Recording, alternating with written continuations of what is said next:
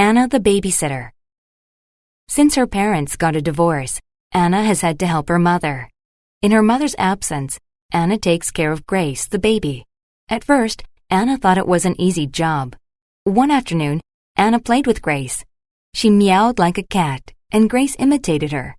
In fact, Grace reproduced every sound that Anna made. She took her sister outside. She put Grace in the wagon, but there was nowhere for them to go, so they went back inside. Anna put the infant on the floor and went into her room. But when she came back, Grace had vanished. Anna looked everywhere, but she could not find her sister. Maybe the baby had been kidnapped. "Where are you?"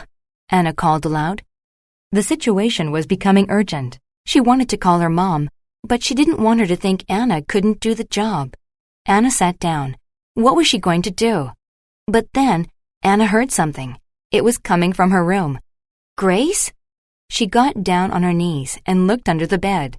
She could see Grace's bald head. Grace had followed Anna into her room and crept under the bed. "What a relief!" Anna cried.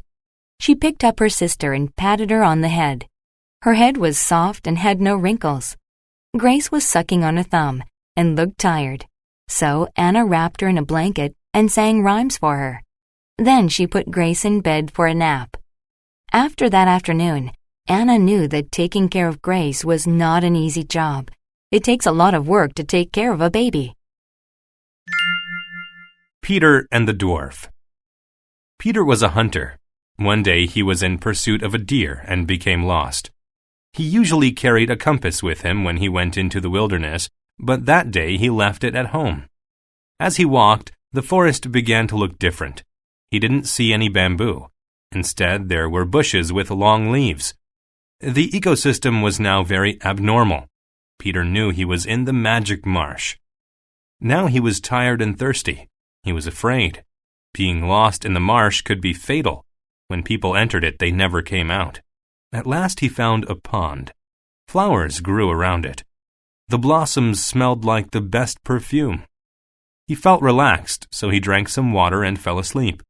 When he awoke, he saw an evil dwarf staring at him. "What are you doing here?" it asked. The dwarf spoke in a strange dialect. "I'm lost," said Peter. "Can you help me?" "Yes," it said, but Peter didn't know it was dishonest.